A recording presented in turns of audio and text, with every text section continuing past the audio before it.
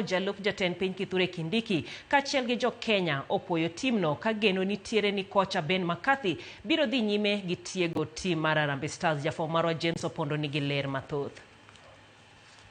Jatend Piny William Ruto opako tim mar Harambee Stars kuom nyiso chia gi tuke makare kinde piem mar CHAN moloyo tielo mar quarter finals.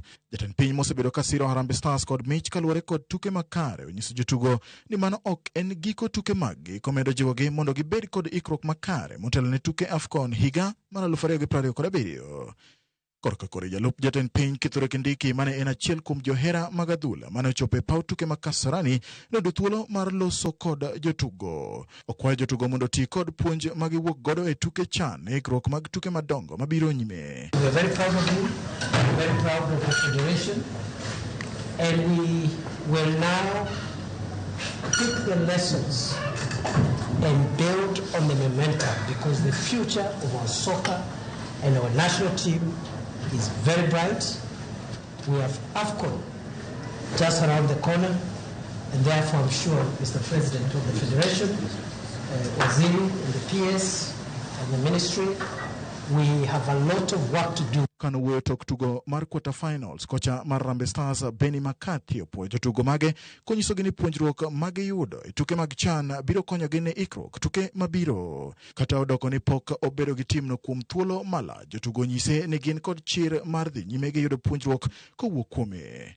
I'm disappointed now, but tomorrow I think when I sit down and think about it, and then I'll be really proud of the achievements and how quickly the team was able to achieve our goals where we came in this competition, and hopefully we can just work in a good way moving forward, that we make sure that the national team is strong and we don't go through this situation again. Penalties, I don't want to see penalties. Alpha Onyango mabende osebedo jatugo masulu ne Kenya oduoko erokamano ne jo Kenya mane omiyo gi sir kowacho ni jotugo nowinjo marach wuok e tukego. Kata kamano singo ni gibiro kwanye mana kama giwe godo no kendo dhi nyime gido duoko makare higni mabiro. It's not easy to go until extra time, but again you have to have the morale to keep on pushing until the last minute, but it is what it is. We do not manage to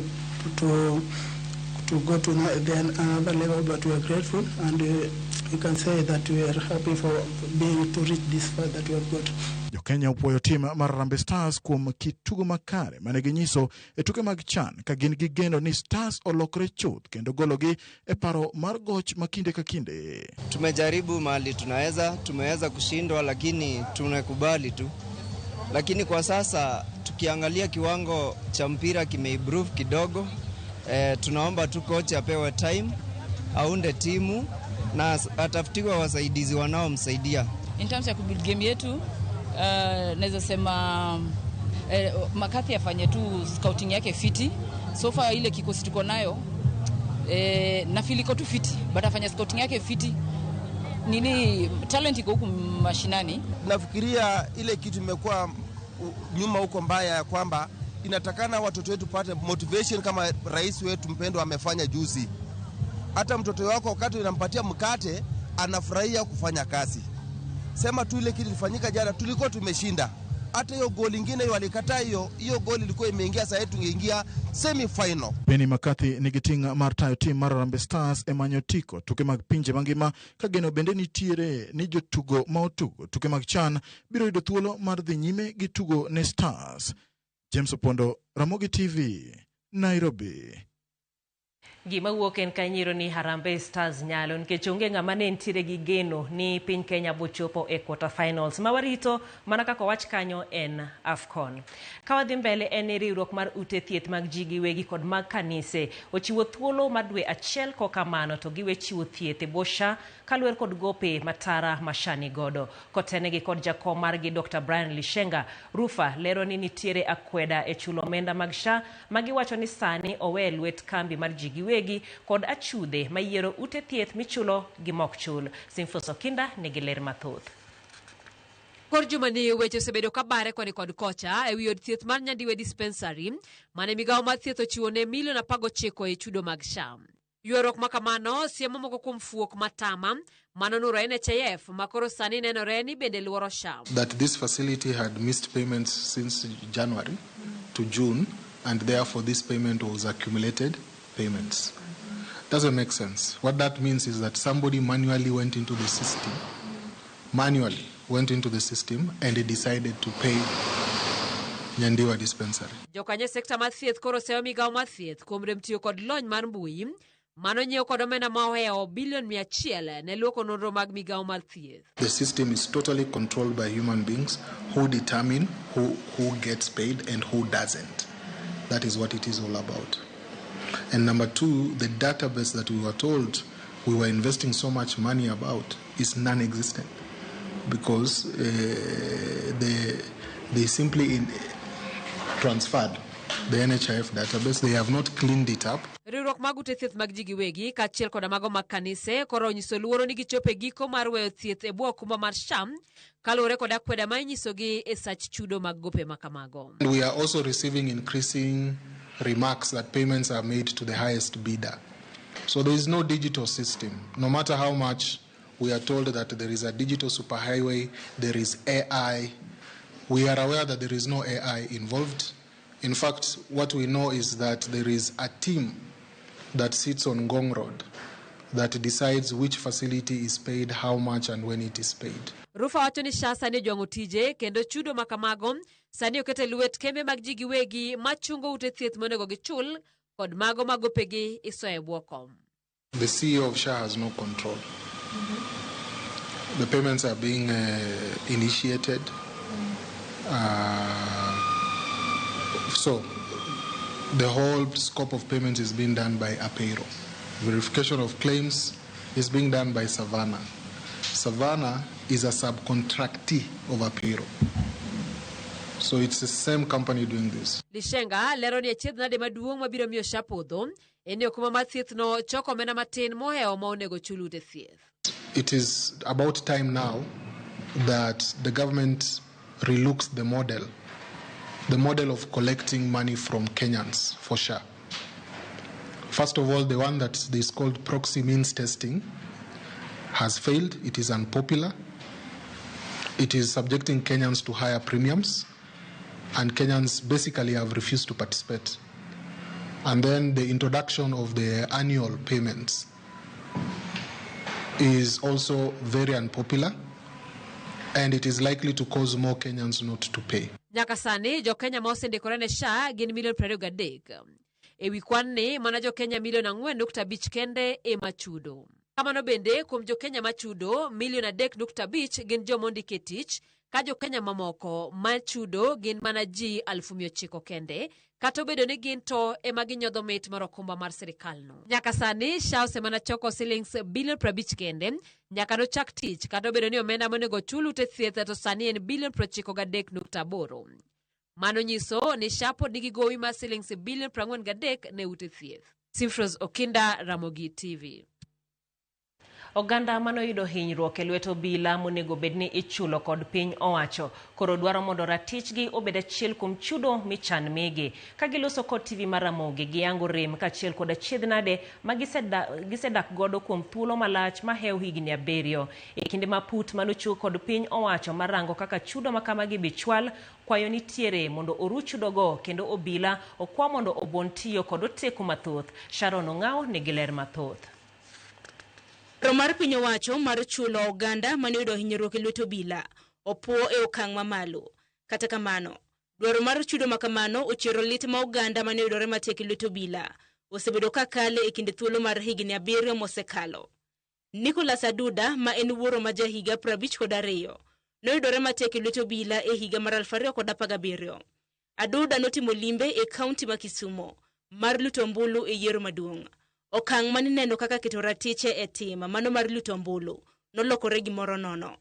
E kinde manodhi limo osiepne, norado kod obila manotiyo kod oteku mathoth kuome, okang' manoloko ngimane chutho. Hawi marach kapona adhi machiegni mana chopo e ode kamodake tapomna karado gi polise gi ne girwako jungle jackets gi lode mag runge ka to gipenja ni donge na achiel kuom jok mane bakidi une joki ate bim gi tialala ka to gidonjo mana kuom lode gi goya ba giweya piny ka anindo kanyo mano kanyal ng'era. Rodhi gi polise ka geng'o ji to kata ma dog chien to kuma dok na kwepogo ni mayudo kakare kanyo ma gintie donjo igi. Koro atemo mulo matin ni an aonge gi rach to nok giyie koda. Koro gichwe giwacho mani in ng'ama rach iringo ang'o. Wiya mane gidil ga ahinya. Atemo keto kinga wiya lakini wiya mane gidil go ma achwele mo magora piny ei mtaro. Kaka sani umore onge ng'anyalo ng'eni otwang' kata use adek kanyo. Kaluwore gi nonro manotim kod Missing Voices, ripode kotenre kod oteku mathoth mane obila ne otiyo godo ne omedore e higa mar 2024. Kwan mag oganda manolalo ngimagi ne oyangi ni en 104. Kata kamano, kaluwore ni onge ripot makare mosegol kod bad migawo mar obila chakre higa mar 2017. Chal ka gima kwan mag jok manolalo ngimagi kaachiel kod mago manoyudo hinyruok nyalo bedo mathoth. Dwaro mag oganda makamagi mar yudo ratichgi bende osebed ka igeng'o. Compensation ema winjo ka giwuoye to kang'e ni compensation no en mane nikech en una compensation to pok gilero no in details ni en ang'o to involve ang'o. Wakia ni is it worth gima na undergo. E bwo chik mar chulo oganda mosebedo ka yudore matek e lwet obila mane okadhi e higa mar 2014, chudo inyalo chiw ne oganda kaluwore gi pek mag ngima magisebedo ka gikale, lal mag mwandu, kata mana hinyruok mopogore opogore mane ng'ato okadhe. Kata kamano, dwaro mar oganda gi en mondo migi ratichgi kapok ochulgi omenda. Mimi nilikuwa naomba hata kama wanalipa haiwezi fikisha ile kiwango mtu angekuwa nayo na maisha yake kwa hii dunia. Justice, never justice. Kitaka pesa no bentie nikech pesa to kudatamra ne pesa kadwar to kitako bed pesa to gi justice. E kinde ma aput manochuogo kod piny owacho mar nono chudo mag oganda manoyudo hinyruok matek kaluwore kod oteku mathoth mar obila timo nonro magi. Oganda makamagi geno ni ratichgi bende ibiro nywanda kaka achiel kuom chudo magi ma bende gibiro bedo ka giyudo. Gigeno ni nonro makama ibiro tim mapiyo mondo chulgi e saa mowinjore mar tieko achiedh nade magisebedo ka gikale. Sharon Ong'ao, Ramogi TV. E tho machielo e lwet obila e kinde maduol marango tij obila pacho ka IPOA pod dhi nyime gi timo nonro e wi nek mar karan machon mar od bura ma Siaya Felix Olwero. Jodak ma Alwala Obogo Bago ng'anyo chieng' wuok tich wira ni ogiyud duoko e wi nek mare e kinde mowinjore. Kaka jafwambo moro Efi Nyakidi lero, jodak go oywago rochruok mar arita kwe e gwengego kendo gidwaro ni piny owacho odonjre mar neno ni arita ma gwengego odok makare. Ma kachung' od bura ma Alwala mayudore Seme, kaunti ma Kisumu.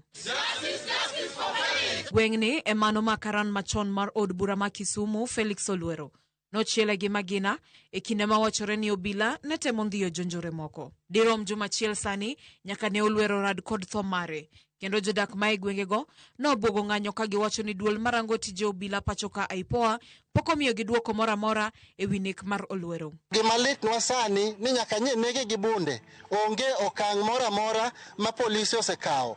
Wawinjo ni jo IPOA timo investigation. Wawinjo ni jo IPOA timo investigation. Nyaka chop sani, it's 1 week down the line kapok wayudo duoko moro amora.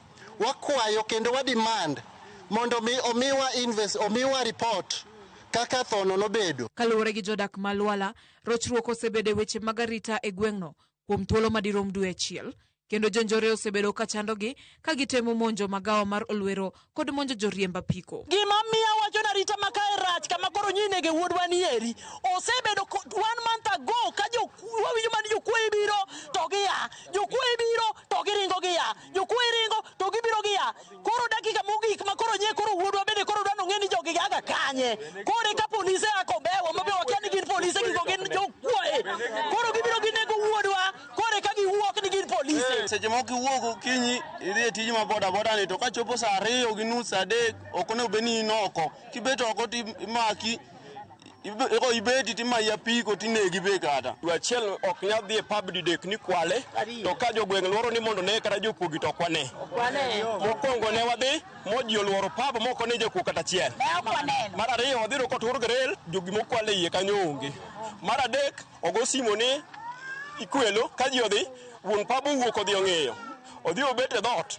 Kobet e dhot mondo ne jakuo gi wang'e. Ok oneno jakuo. Jodak go bende oseyo jotelo mag gwengego kuom rem donjore wachno maneno ni arita kwe mag gwenge malwala odoke wang'e. Nyaka nyogi ni timre e area marwa kata mana bunge marwa pok wawinjo ko wuoye wach mar Felix. To Felix en ng'at manyo orito gweng'ni endi ma en ng'ama ong'eyo.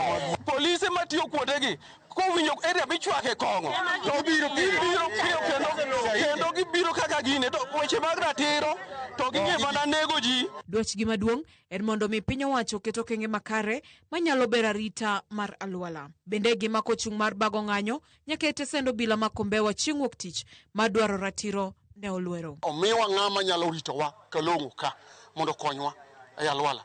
Kech alwala wan gi tabu. Kech nyithindo matimo gigi chief ong'egi. Joma timo gigi ong'e ni ng'ane rach onge kitero ripot ko ni ipenji ni nene aya be ni barua mi ot midwa dhi gini ni barua moro idwa ndiki mar lo mano ne very faster wan ja Luola sub location ok wayie to kochopo chakre kawuono gi kiny kochopo wuok tich wabiro dhi dwaro ang'o haki yetu awuoyo takia Kiswahili tawuoyo Efinya Kidi, Ramogi TV. Wacha ni katokia Kiswahili to message ochopo. Ka weyo mago wadhi e weche mag siasa en jalup jatend piny Kithure Kindiki otelo ne kweth ma Kenya Kwanza e gwenge ma Wajir kama gimedo jaro kweth mapingo sirkal mabende tudo sirkal gi kweth njore mar Al-Shabaab. Giwacho ni mano en wach matemo keto hinga e kind sirkal gi jodak makono. Kaka yorno mar medo jiwo kanyakla mag oganda mag gwenge ma Wajir kod Mandera, Kindiki omedo jiwo wach chiwo pande ne jodak ma onge hinga kaka chon. Gimedo ni mano en yo ma sirkal chwalo godo dongruok e gwengego mar loko sura mar gwengego obed machal gi gwenge mamoko mapacho ka. Limbe makawuono chope e gwenge ma Lafe, Mandera East kod Wajir East.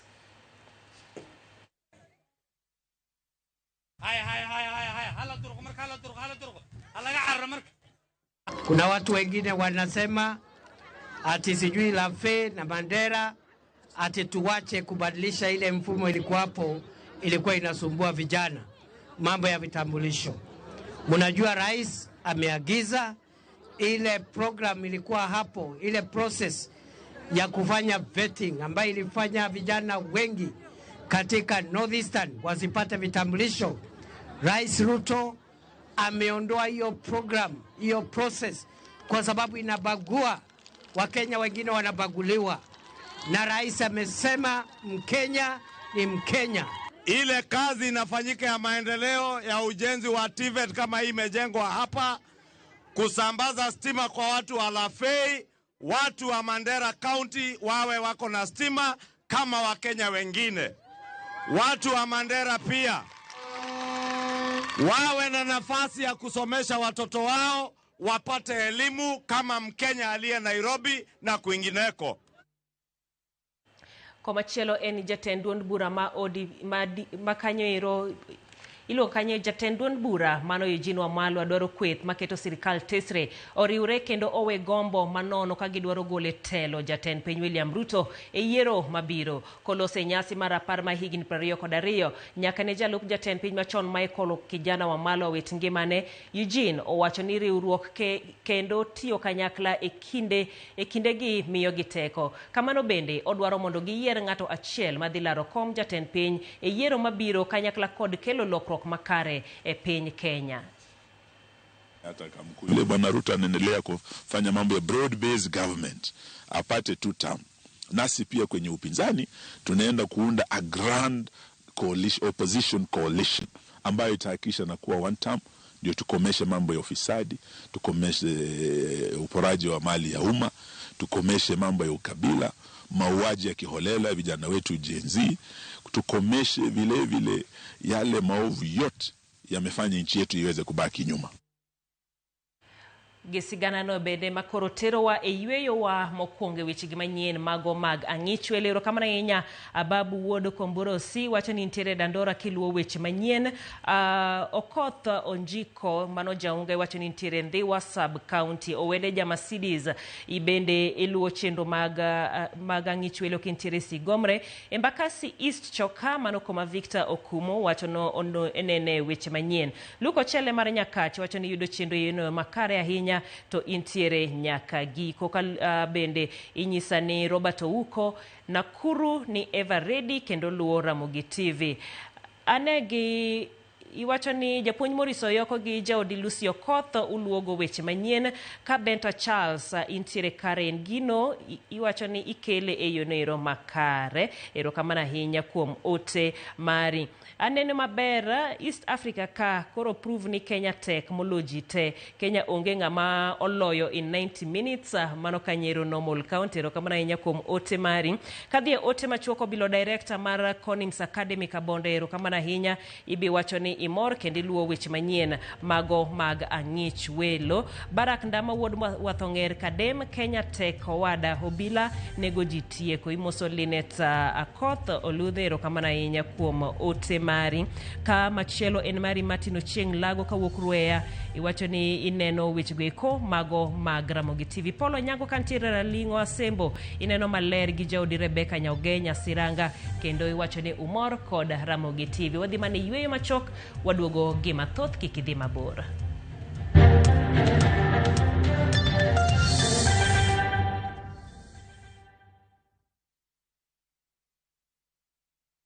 Introducing Wigo, your trusted ride. The ride with the most reliable, verified, efficient and transparent drivers. With fabulous cashback incentives for passengers, each trip on Wigo feels like an upgrade. Download Wigo from Play Store or App Store or SMS Wigo to 20425 and ride with confidence. Wigo, let's go.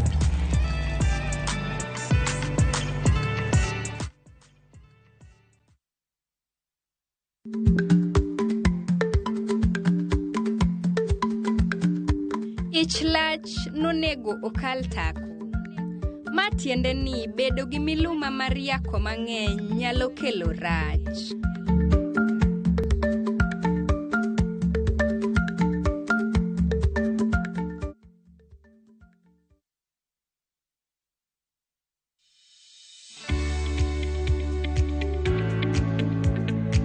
Ng'icha mag kinde ka kinde kituog maber kuom cham ma ikano mondo ng'e chon ka thuth kata kute omako gi kapok giketho cham magi kama ikane. Geng' thuth chon kata ka thuth tin kata ng'eny. Kaw okang' mapiyo mondo kik iketh ni cham. E in japur mag kothe kaka bando, isebedo kiyudo lal machiegni gi nus mar chambi nikech kute kaka thuth kata mong'ere kaka osama. Ere tiende gimed ketho chambi? Ti gi Scanner Super ma en arita makare mar geng'o kute e idechi. Scanner Super, kinga kamili kwa nafaka, a product of Osho Chemical Limited.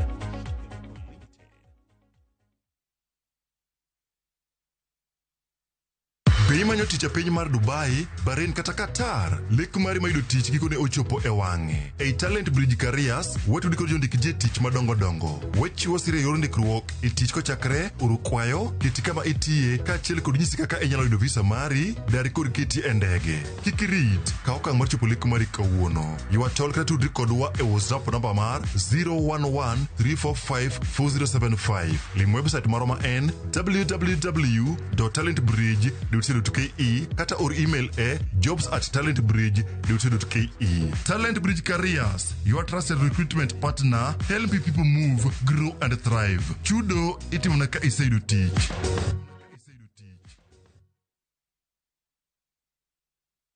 Saa zingine mambo kupata bila plan. Gas ndio imeisha, landlord akuache upumue, mtoto ni mgonjwa na bado ni mid-month. Usijibox kwa noma. Piga *531# and sort your emergencies with my Mobi Civil Servant Loan. Iwe usiku au mchana. Kama wewe ni civil servant, sasa uko sorted. Dial *531# and get up to 20,000 shillings and pay from your next payslip. No paperwork, no guarantors, no drama. Ni wewe tu na simu yako. Register now and see your limit in seconds. Built for Kenyan civil servants. My Mobi. Iko sorted.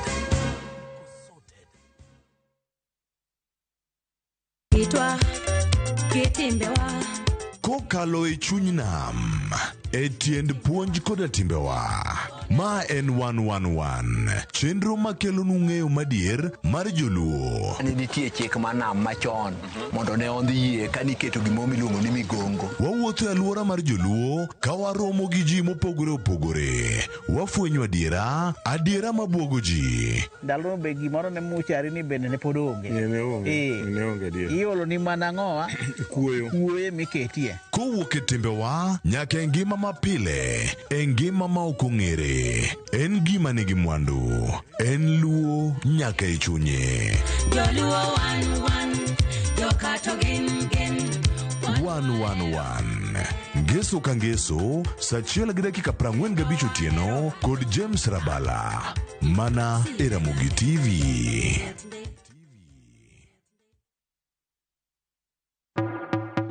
Wherever the vibe is, View Tickets gets you in. Book your spot in seconds. Concert, theme night, theatre plays, comedy night, kids festivals, and so much more. It's all just a tap away. Don't miss a moment. Grab your tickets fast and easy. Visit www.viewtickets.com or dial *487*6#. Select your event, pay and get your ticket on your phone. View Tickets, where good times begin.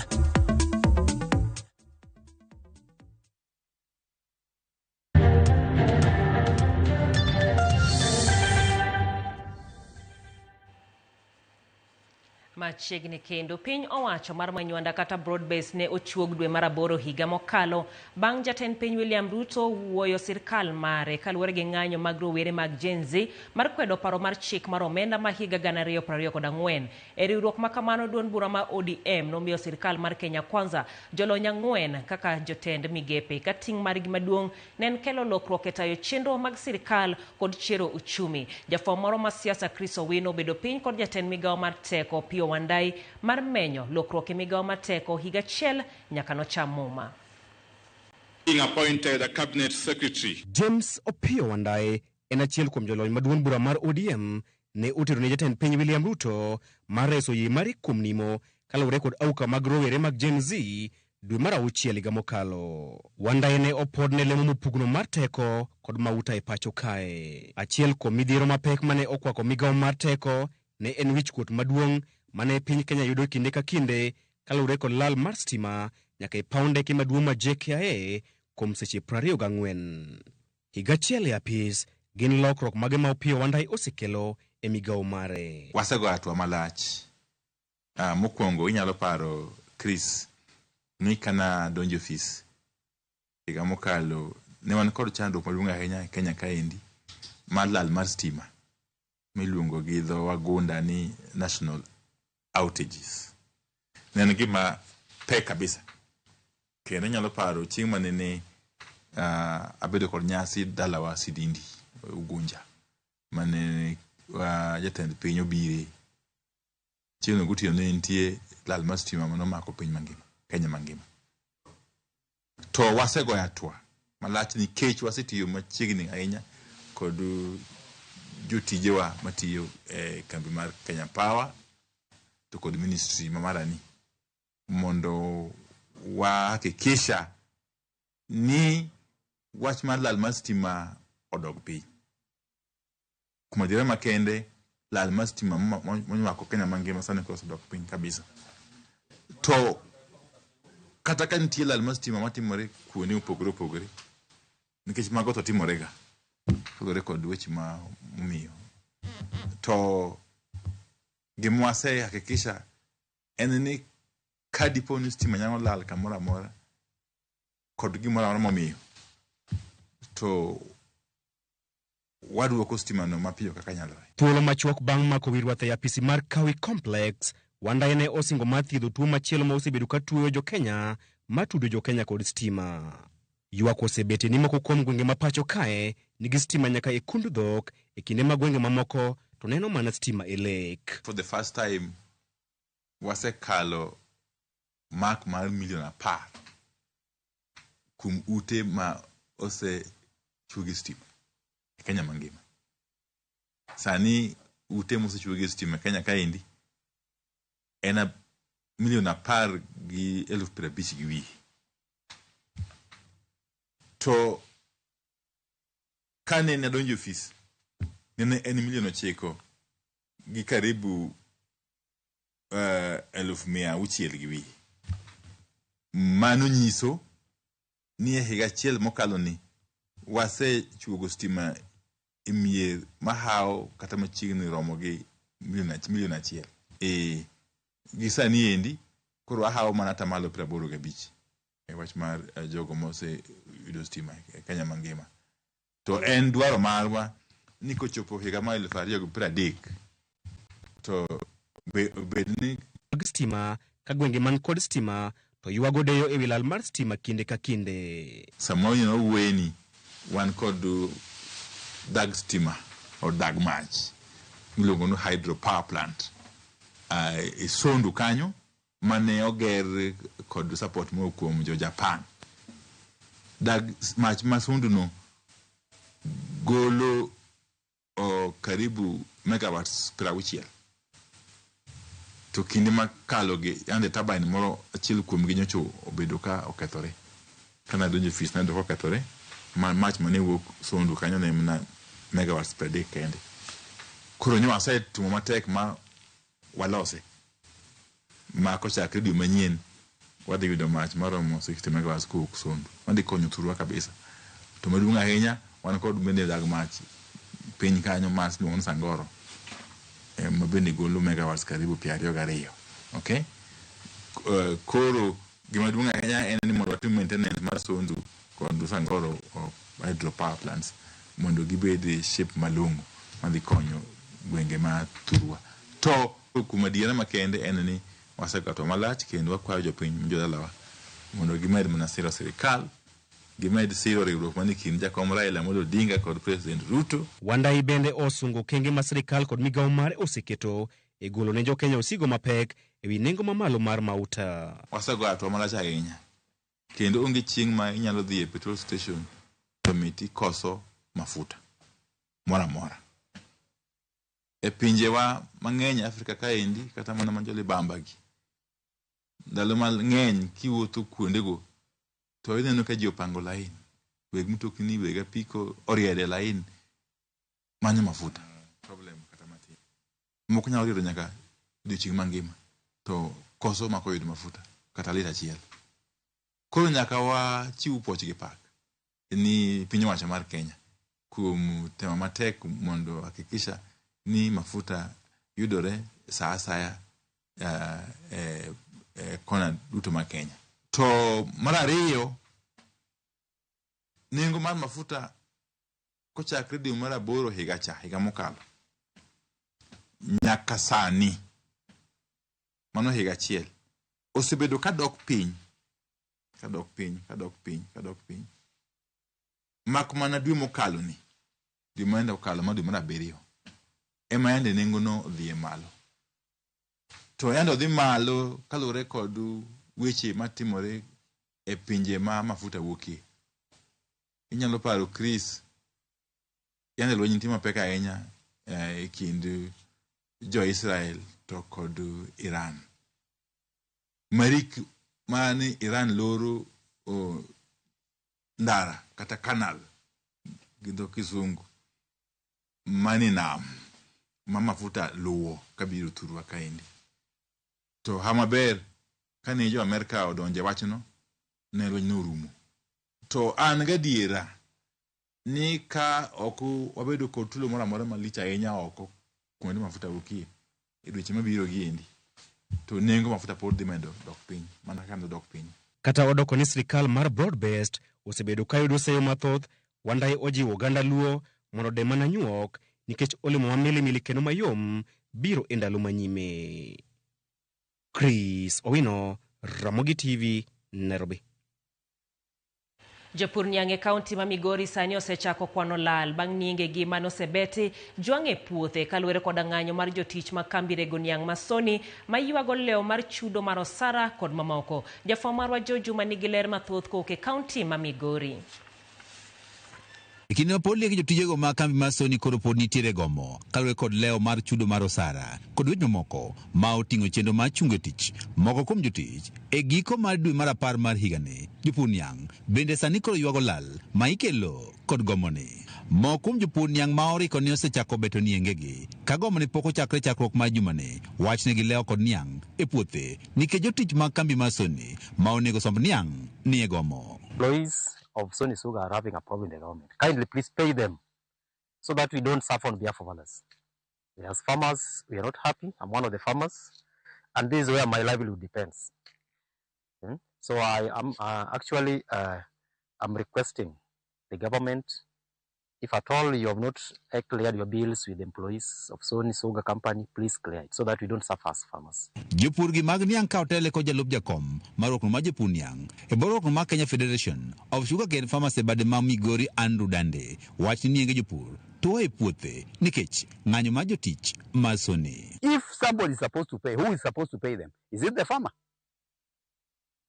And if it's not the farmer, it is the government. For that matter, there's a transition committee who is supposed to ensure that the workers are paid in time for a specific period of time that they are so said. And if they don't pay these workers, and then now the workers abandon the farmers. So, who is to blame? Is it the farmer? Is it the new investor? Is it the worker? Or is it the government? Jopur niang' wach ni onge tinde mondo kor gir lal nikech rem mar piny owacho ma chulo osara kod gope mag jotich ni jotije e kambino mar Sony. The issues of contract termination, let us not be dragged into that. We as farmers, let us focus our attention on building the country through farming. Sasa mimi naomba tu serikali, issue yenu na wafanyikazi, sisi kama wakulima, let us not be dragged into that. So we are not going to allow this one to happen because the period in which you are suffering, staying in the shamba for more than 2 years, even up to 3 years, is long gone. And when they told us that they are going to bring new investors by way of privatization, we so accepted and we never complained. And when we welcome the new investor, and then the government now frustrates the effort of e juma ni jotijego mag Sony osebedo ka ywak ni piny owacho pok ochulo gi gopegi kendo sara bende osebedo ka leo gino moseloso chenro mag tich e kambino mar Sony. Ichula pesa tan matimo nanade matingo koro wakwayo sirikal plastaibu mokel kani otemo chulo jotich ma Sony mondo direpe bende oyude pesa seche ma riembo tinga tek giniang kaka wadi king'iyo ng'ei ka laino pangore nyaka tung ket nego wa nyaka nyono nwa jak bedo ka okinyi nyaka sani pod wabedo abeda ka giket watiyo to pesa onge sani koro osekawo dweche ariyo pok ochulwa nigi nyithindo wan gi jomodak manyaka chieng' niang' niang' tuwe wi tinga kaso kwa gikae jotich beduto te ok chul tich ok nyal tiyore. Ka opogore kod leo mar osara kod chudo mamoko ma oting'o gope, jotich bende osebedo ka wacho ni sandogi nyaka ne jaket mwandu manyien kawo kambini e yor kodesa. George Juma, Ramogi TV, Migori. Romano mara Jojo machaktirwa yueyo wa macheli nyisa ni wachne wandae ni wanjo East Karachuonyo onge stima kwa mjumbe ang'wen mano jaseka marambira boda kama chelo nyisa ni Oluti Village bende onge stima machelo bende wacho ni Nyabonde Christine kod Third Kantira Gwar neno maber poch gi pak ne Harambee Stars gitugo maber mano Kanyero Fred Osuru Kantire gwenge mag Dandora kama chelo ata ginanya kwararua mar Kisumu Tiengre weche manyien chopo makare kabisa kende gwenge mag Tiengre omako mafuadero kama na inya kuom oteno waduogo kod weche mag tuke.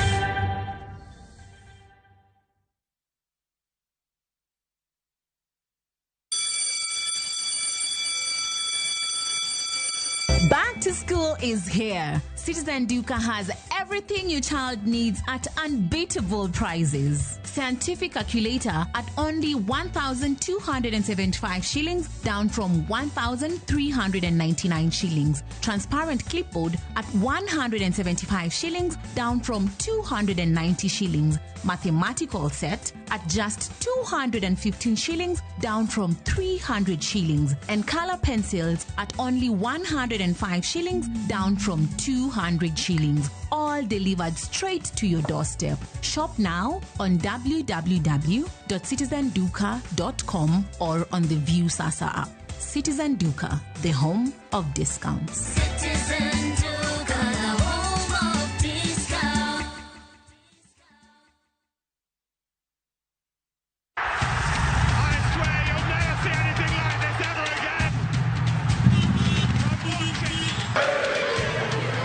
Jackie, you listening ball? Yes, football is back. Na this time, mashabiki wanajijenga na EPL. Win up to 5,000 Kenya shillings daily and 100,000 Kenya shillings weekly. Jijenge na EPL on Shabiki.com. Gaming is addictive. Play responsibly. Not for persons under the age of 18. Shabiki.com is authorized and regulated by BCLB. License number BK 0001080.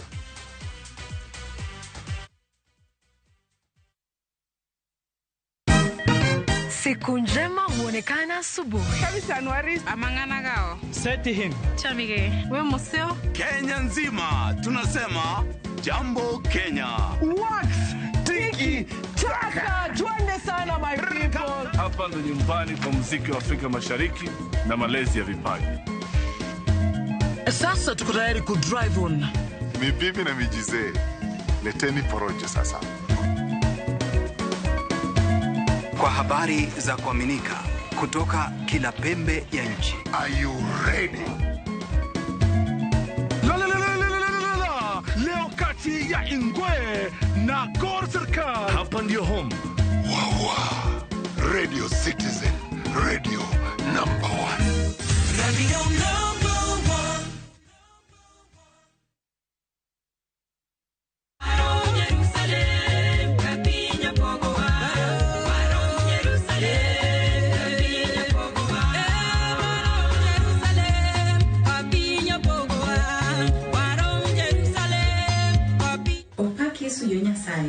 An Millicent Ogonda. Kadi her yudo wenda mar Warom Jerusalem di mana star 860 star 416 hash. To pari enia Ramogi TV e od jower duto Nyasaye ogwedhi.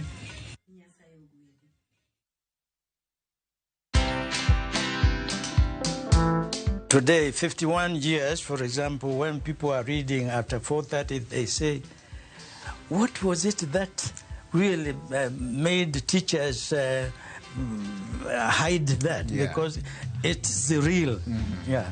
I headed a group of scholars to do what today is quoted African Bible, Okay. which is actually that one. That's the one called Ka Holy Book of Netta. So that is how, I became president of African Spirituality in Promotion. Watch this story and more. Download the Citizen Digital app or visit www.citizendigital.com and find the Citizen Originals portal. Kenya's number 1 app, Citizen Digital.